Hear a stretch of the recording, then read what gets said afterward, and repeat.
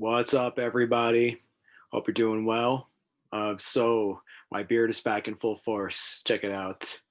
So, here's a true story. A couple of weeks ago, we tried to do a New Year's Eve live, raw, and uncut episode, and it was terrible. It was the drizzling shits. We'll talk about it someday, but at least you got a picture of me without a beard. Essentially everyone's locked up right now and everyone going a little bit stir crazy. It's unfortunately the height of this global situation, as we all know. It's cold, the weather's terrible, especially in the Northeast. It's cold right now, and I can't go running, and I'm extremely grumpy. So that sucks. However, I am going to force you to spend my birthday with me. So I want you to do a quick video and minimal editing, because who the hell wants to edit on their birthday? This year, with everything going on, I think it's better that I give a gift to everybody, which is some knowledge. I'm going to drop some knowledge on you all, which is upcoming releases in 2021 that I'm excited about. And so I've categorized them as 100% confirmed, most likely, and probably not. So let's start out with the 100% confirmed, or in this case, already have come out. Viagra Boys released their second full length album, LP, called Welfare Jazz, which came out on January 8th. It's a fun record, post punk. It has elements of country to it as well. They did a pretty good job. I don't think it's a perfect album. I think it's pretty good. It did start to get a little long in the tooth toward the end, and the grooves and the musicianship were a little bit limited and started wearing thin. But they did show some progression and development, and that's cool, and that's what you want. So it gets one thumbs up, not quite two thumbs up. Good job, and we'll see what's next for those guys. Next one up is the Foo Fighters. I've never been a huge Foo Fighters fan. I love their first album, the one with the ray gun on it. Everything they've done since has been kind of a hit or miss for me. I love Dave Grohl as a drummer. I think he is a little bit too oversaturated. The guy is like everywhere, and it's too much, man. Just I think it would do us all some good if he took like a year off and just gave us some room to breathe from him, and vice versa. Next up on the list was just announced earlier this week is Valerie June, The Moon and the Stars. She is a folk, blues, gospel, soul, many things, Americana singer. Very unique, cool voice, very raw, very vintage. She's a great sound. It sounds like those Warm records from the late 60s, early 70s, and I'm excited for it. It's coming out in mid-March. Now comes the most likely, or the should be out, seen in studio crowd. Ken Mode, post-punk noise metal band from Winnipeg. Think like Bleach era Nirvana meets Converge. They're a lot of fun. They are tremendously heavy and groovy, and I'm excited for their new release. Their last one was pretty tremendous.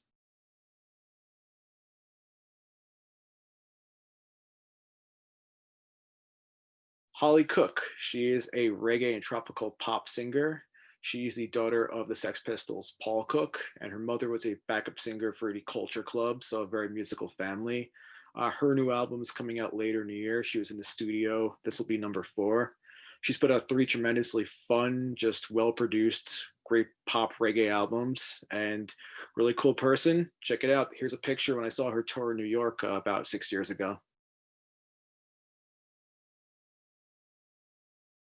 Crosses, a Chino Moreno side project. We all know Chino likes to have many outlets besides the Deftones. They put out some new music last year, so there should be more news coming soon about a full length for this year.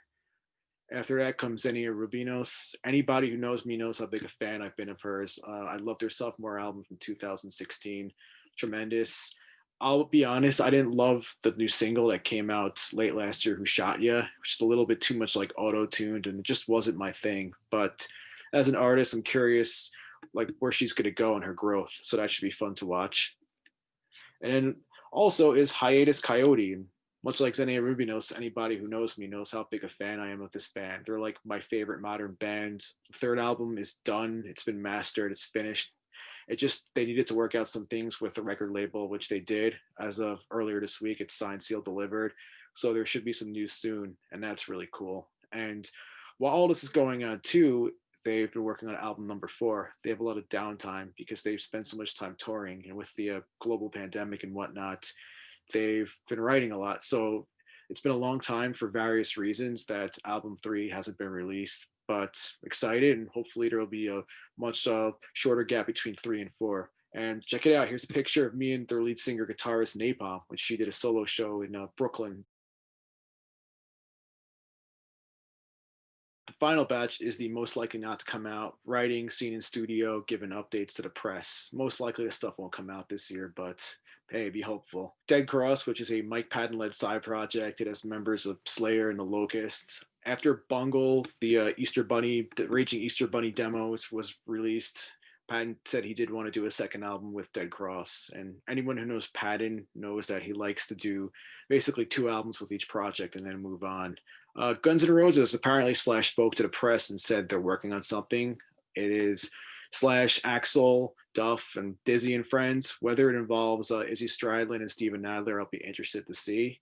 And it should be good. It's been a long time since that band put out an album with all the original members, actually over 30 years. But the User Illusions were great albums, and I even like the newest Guns N' Roses album. It had some good stuff on it, despite being basically an Axl Rose solo album. I'm a huge Red Hot Chili Peppers fan, so of course I'm going to talk about them. John Frusciante rejoined in mid-December 2019. They were going to do some shows, and then the whole pandemic hit, so they had to postpone. But they've been writing and rehearsing nonstop, and usually their track record with Frusciante is get in the studio and record within 2 to 8 weeks. So hopefully that's if when they decide to go in the studio. You never know with a band that big, and then they could get it out a couple of months after. I will say that Rick Rubin has been rumored to produce the new album, which I'm not really that excited about, just because I love Rick Rubin historically, but as a modern producer, he hasn't done a great record in probably about 15, 16 years. Metallica, they have started writing a new album. It's a very slow process. And the way Metallica writes historically, it takes a long time for them to write, to record, to mix, master, and get out. So the odds of that album coming out this year are pretty low, but it would be cool if they at least started. That would be nice. So talking about revisionist history, one band I've heard a lot lately, and they just put out a new album this week, and I'm honestly not really excited about it. I just don't care about it, is Weezer. There's been this whole talk recently online on all these music websites how important the Blue Album and Pinkerton were. And look, they were very good, great records, don't get me wrong. But at the time they came out in 94 and 96, respectively, nobody really cared about them. If they were just records, they were just alternative records, especially Pinkerton. That album flopped. It was around 2000 when people started getting really into Weezer and were cool. Now, I don't mean they were a little obscure band that nobody gave a shit about at all. They had the Buddy Holly video, the Happy Days thing, so it got some press on MTV and it had some hits. But these albums didn't move our species, or they weren't these influential records like anything the Beatles or Jimi Hendrix did back then. So I like their first 2 albums. Everything after has kind of been too satirical, and I just don't care. Whatever. So now those are some releases that are coming out. I want to give a little bit of birthday wisdom as I'm about to enter another age bracket in this existence. So the first thing is just we all know what's going on now, and just be courteous. Wear a mask in public. Don't be a dick. It's not about politics. I have my beliefs, you have your beliefs. Everyone has their own beliefs in all ways, shapes, and forms. And it's not a political thing, it's a science and courtesy thing. If you go into a store, just put on a mask, protect the senior citizens, protect the children. Don't be a douchebag and be courteous to your fellow humans. The second one kind of goes with that, and that's just be good to other humans. Look, it's a tough time right now. Check up on your friends and family. It doesn't matter how close or how distant you are from them, or if you're in some stupid feud with them. Look, I'll be honest, I am very fortunate. You see how tired I am. I work a lot of hours, and I choose in my spare time to make these videos or write these videos with Tim about future content. And that's a choice. It's something I love doing, and I'm very fortunate to be able to do. My problems are very minimal during this whole thing, but not everybody's that fortunate. Some people don't get to work at all, or are just having a really tough time. And we don't know what the effects are going to be after. Just mental health wise. So please just be good to everybody in your life and make sure you keep up with them. The third is just like be a leader and take action, take responsibility, and take the bulls by the horn. And I don't mean that in any way. I don't mean like a YouTube channel or coming in and trying to be a bro. Just take your life, take it, and just grab it and do it. And it doesn't matter what anybody thinks about it. Just progress, progress, move forward, and keep growing.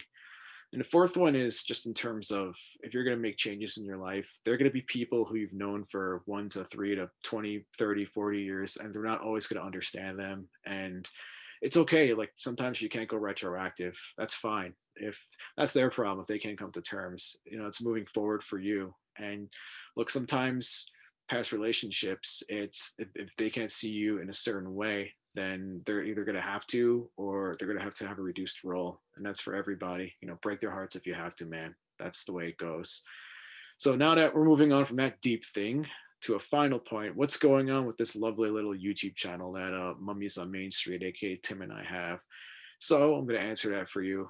We have a video coming out next month. It's a thematic. That's all I could really say about it. It's something I've wanted to do for a very long time, and making it happen. Still, it's taking a long time to edit because editing takes a long time. A little passive aggressive there. And afterwards, we have one more video that is currently in the works right now. We filmed a while ago, so you'll see I probably look a little bit younger in it now that I'm another year older. But that one should be done soon. And then we're just going to try to explore different genres throughout the year. You don't want to stick to just rock or hip hop or classic rock or whatever it is. And there will be surprises, there'll be guests. We have all kinds of ideas. We probably throw around, we throw a lot of meat and beyond meat against the wall. What actually sticks and comes out is probably about 1/20th of it. I think both of us would love to have some kind of a variety show and be hosts in our life or MCs or something like that. And hey, maybe one day we will. Hey, take charge of your life and just be a leader and do your thing. Cool. So that's basically it. Just enjoy, have a good time, continue. Oh, and one thing I did want to say really quickly, I wanted to say, get well, even though it's in Carolina right now, get well, Jesper fast. Get well from this situation soon. Hopefully it's a false alarm, you're in quarantine. We miss you here in New York. We definitely miss you in New York, on the ice, off the ice, and all things like that. So like, subscribe, share, help me celebrate, have a beer with me virtually, and peace.